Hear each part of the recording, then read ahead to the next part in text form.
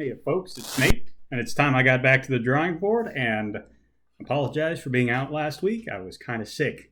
But I'm back today with another installment of the book club. We're again looking at Hirohiko Araki's Manga in Theory and Practice, and we're looking at chapter 4, which is on how to write a story.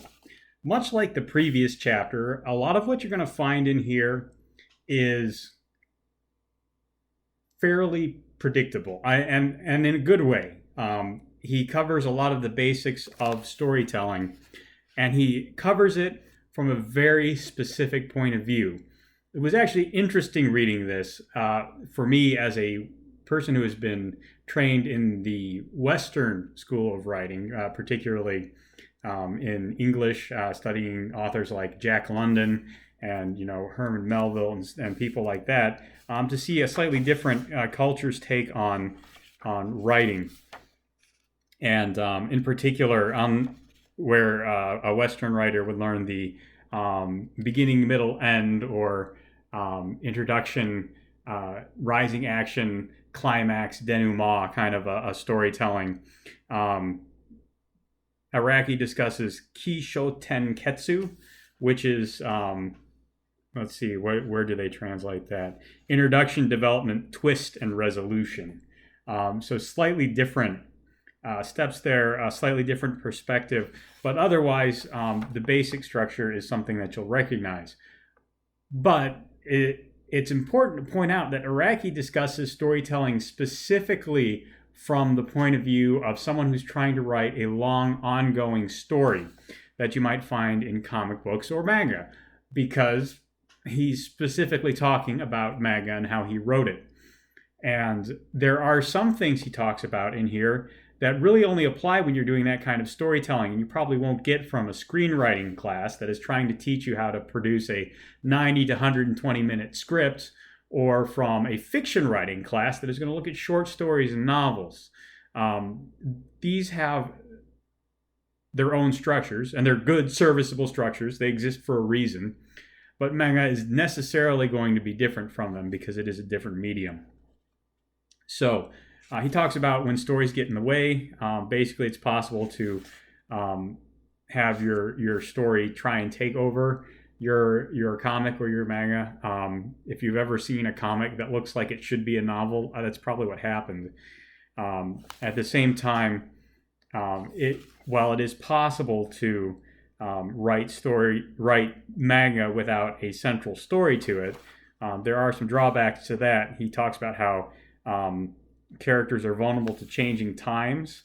If your character is developed in the 70s, for example, they're maybe going to be a disco dancer or a hippie, and or some other anti-war protest or something like that, and they may require considerable reworking to stay with the times, and the best way to do that is through story.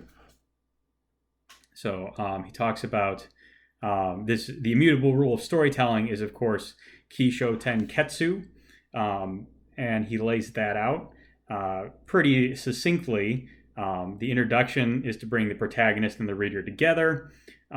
Development is when the protagonist encounters some difficulty, whether it be an antagonist or just some twist of circumstance. The twist is the protagonist rises to face the challenge, but an additional problem creates a dilemma. So this is rising action to the climax. You can have as many twists as necessary to fill out your pages, and then the resolution is a victory or other happy ending. And of course, this is a very simplified look at that structure. And he ends by noting that you can eschew this structure entirely, just as a film like Memento kind of eschews the normal storytelling structure. And you can still have very great stories, but you still have to get all of those elements in to really create a good, compelling story. Even if you don't do them in that order, or they're hidden behind several layers of obfuscation, or if you take out, say, a twist and it's just the development, and the development is at the heart of it, you need to realize that part is gone. It's like you've gone from having a four-legged table to a three-legged table. You need to rearrange the legs so they properly hold up the weight. And again, one of the things he really likes to do, Araki seems to really like to apply these to your daily life. So just as he said, to try and develop character write-ups for your close friends and family, he says, look for Kisho Tenketsu all around you as things happen to you in your day-to-day life, and that will help you to organize stories subconsciously and or consciously, even hopefully consciously. But that's a very interesting approach. This is a very Eastern thing, to ingrain a thing into yourself until it is no longer even at the level of conscious thought, that I found very interesting. He talks about rising and falling, and we think of rising in terms of the story, but Araki encourages you to think of rising and falling in terms of the protagonist. And he shows a bunch of charts here. You can have the protagonist just rises in a straight line. That's good. You can have the protagonist kind of start off high and dip low and then wind up back at the same place. That's not so good. He analogizes it to when like a superhero gives up superheroing for a little bit and then comes back. Nobody seems to be really excited about those stories because everyone knows the hero is always coming back at the end. So he gives that as an example of a bad story. Everyone seems to want to do it, but it never seems to pay off, is his point. So he gives the exception, of course, of a constant decline. Example, The Walking Dead. This is people struggling in a really grim, gritty situation. And people find it interesting to watch the characters deteriorate. Breaking Bad is another example of this. But,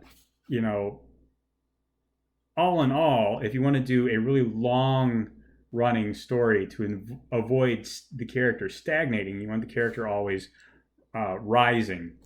He talks a little bit about tournament structure, unless you're doing like a sports series or something like that. By and large, I don't know if that really applies to most people who aren't looking to write shonen.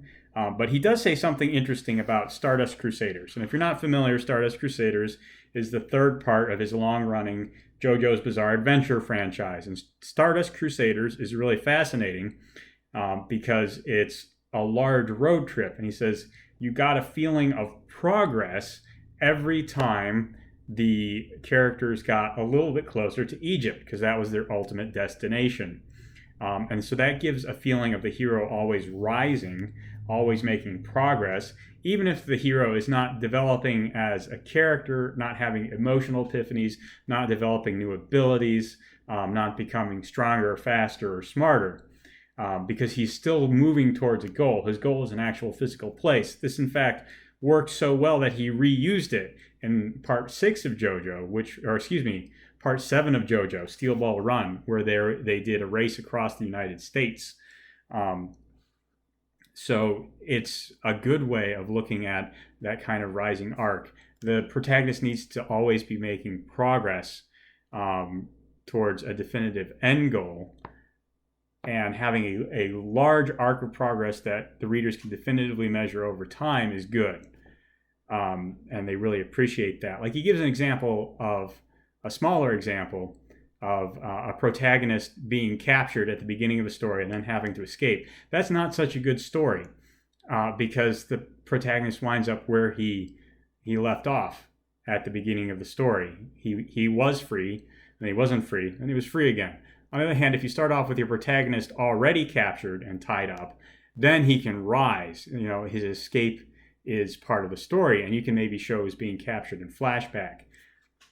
But the thing about Stardust Crusaders and that road trip is it kind of saves you the need of trying to tie them all together. It's an interesting way to think about storytelling, especially over the long term. Giving your protagonist a constantly ascending point of view is very difficult over a long period of time. It's one of the reasons why I'm not super interested in a project on the scope of, say, a JoJo's section. And he really hammers, don't fall for the temptation to go negative. He says, under the rules of rise and falls, you're allowed to start in a negative place and have the movement rise from there. But when it comes to that ever-rising direction, you can't make any compromises. And I think by and large that's true. There's nothing wrong with having the heroes suffer a setback, but it's not good, I think, to have that setback undo work they've already done. Like if you have to go and collect 9 MacGuffins, and you get 8 of them, and then you drop 7 of them down the sink. That's not a very good plot development. Not only because it's dumb sounding, but because then you have to go and do something you already did. Most people don't want to read that. I have to agree with him there. So hitting walls is much about where the hero winds up back where he started, where the hero gives up being a superhero or something like that. The trap of going back to zero. He talks about imposters in this one. Whenever an imposter shows up, the real hero is always going to win. That's just not entertaining from the audience's perspective. Things like that. He also discusses story taboos. The author speaks is number one. Don't make it very clear that you, the writer, are talking to the audience. Most of these are pretty familiar to people, but that one in particular bears repeating because it's so tempting to do, and you often think you're clever enough to pull it off without getting caught, and you're not. You're just not. I'm not. No author is. Any author has ever thought they was dumb. Or some very early fiction authors didn't appreciate the limits of their medium, so maybe they weren't dumb, they were just experimenting. But now there's so much history of fiction writing, we know the author speaks just never works. So don't do it, please. The protagonist blunders. Don't have your protagonist drop 7 MacGuffins down the sink. It's just, audience doesn't like it. It looks dumb. It was all a dream. Stuff like that is what you don't want. I like his quote at the end of that. Was it all a dream is a question with only one response. Give me back the part of my life I wasted on reading this. I really feel the same way. I think a lot of other people do too. He reminds you not to seek reality in entertainment. And that's very true. Reality doesn't always move in this positive direction, but in order to keep audiences entertained, your stories kind of have to. That's something you have to be very careful with. And purposefully attempting a negative arc, he goes back and he reinforces that he's only talking about what he calls the royal road, the long form storytelling that is inherent to manga as a medium. And of course, he gives zombies as another example of an exclusively negative storyline. Breaking Bad would be a third one. These are very interesting to audiences. They have a lot of power and they can be very compelling. Do they necessarily work very well over the long term? I don't know. I tend to think they don't. I prefer these to be very short stories. Generally, nothing longer than a 90 to 100 minute film. But there it is. So he talks a little bit about how he killed off his main character at the end of the first part of JoJo's, and why he chose to make that gamble, what it really did for him. And that is, whether you liked it or whether you didn't like it, it was a very bold choice. And I will say that when I was first reading JoJo's Bizarre Adventure, the early section is rough. Phantom Blood is not really great storytelling. It's entertaining, but it's very straightforward, direct, and kind of predictable. And it was really more the art and the deliciously cheesy dialogue that was in Phantom Blood that really kept me reading. But I was intrigued by when Jonathan died at the end of it. And the fact that Joseph, the next protagonist, was his grandson, added a layer of intrigue. And that did keep me reading, which is good because Battle Tendency, which followed immediately after Phantom Blood, is my second favorite part of the franchise. So I think that was really a good call on Araki's part because it did keep me reading at a time I might not have. But your mileage is going to vary across your audience, across, individuals, the kind of story you're trying to tell. So it is a gamble. He ends by reminding you what every writing major should already know, that your protagonist has to go into peril, has to face challenges in order to really grip the reader and tell an entertaining story. Oh, that's not the end. Excuse me. Ooh, I forgot how long some of these chapters are later on. Let the protagonist act. That's basically give your main character agency. They need to be the ones making decisions, and they need to deal with the consequences of those decisions. Now, your protagonist's decisions can change over time. He, tells a story of Thus Spoke Rohan Kishibe, one of his spin-offs from JoJo's. And he talks about how Rohan's initial motivation is just curiosity. He wants to know what's going on. And then later, when he realizes his friend is in danger, he becomes helping and saving his friend. But Rohan makes that decision himself, so it emphasizes his agency rather than just it being Rohan pulled around by his friend. So that's when, that kind of active decision makes Rohan much more interesting, engaging, and sympathetic to the audience than if he's just dragged around at the whims of his friend. So the hardest part comes not at the beginning, but just before the end. He's speaking mainly for your protagonist, not for you, although I find that it's often true for a writer as well. So he says your protagonist's final dilemma should excite your readers and make them think, how are they going to get through this? And that will really keep people with you. He says, learn storytelling from Hemingway. He says, I believe the story must be revealed organically through your character's actions, natural conversations, mannerism, locations, so on. He uses Ernest Hemingway's short story, The Killers, as an example. I think you can even read that online for free. So rather than read that excerpt at length, I'll encourage you to look at that. But I don't know if all of his deductions stem naturally, but it is a very good piece of writing that tells you a lot about the characters. Dialogue is best when natural. He emphasizes not overthinking dialogue. People want dialogue to be really clever. I think that's generally a trap. There are things about dialogue that need to be artificial. Characters often assume responses from other characters and kind of cut a step or two out of dialogue. That's part of what keeps it moving and lets you fit it all on the page without crowding out your art. But on the whole, natural dialogue. He even says, go back over your lines and make sure they are understandable.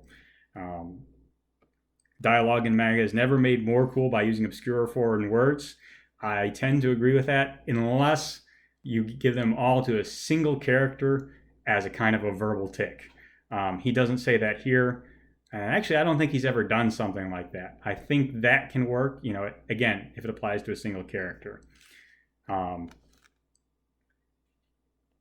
Here he says, characters vastly different from yourself and are exceptions to this rule and will likely require research. Absolutely correct. Like if you're going to write a character knowledgeable in a technical field, you need to research that technical field yourself before you try and write it. Talks about inserting flavor in ways only manga can. And he gives some examples of that are I feel kind of narrow. They may only make sense to the Japanese.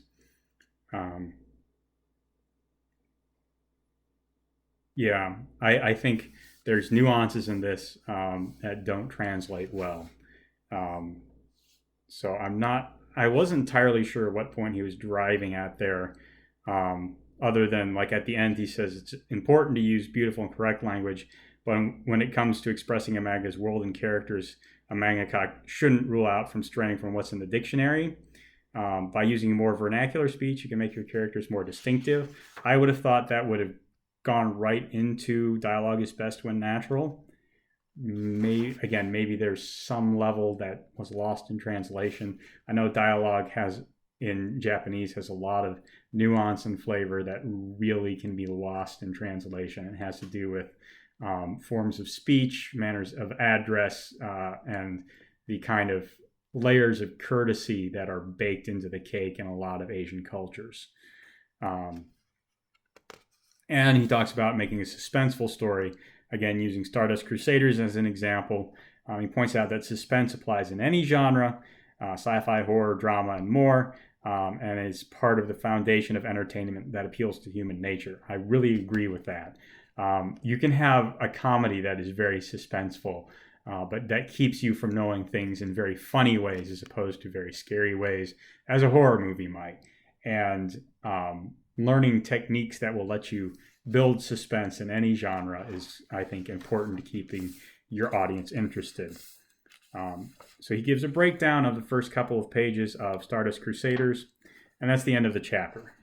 So again, there's not a lot in here that you won't get from, and in more detail with probably better targeted examples from any basic college level writing text. That said, he talks about the specific applications to long form storytelling, as you might do in comics or manga, a lot. And I think that's useful information if that's what you're aiming for. If you're aiming to write a one-shot or a 120-page graphic novel or something like that, you might be better off sticking to some screenwriting tips or something like that than working out of this chapter. But it's a very interesting read, and if you're a geek for the craft of writing, as I am, there's some nuance and some subtleties in here that he points out that are very interesting. Now, as we move on into chapter 5, we're going to talk about how art expresses everything, but that will be a discussion for another day. So hopefully you enjoyed that, and if you did, there's a like button and subscribe button down below. Use them as you see fit. Let me know what you thought of the chapter in the comment box down below, and I'll talk to you later.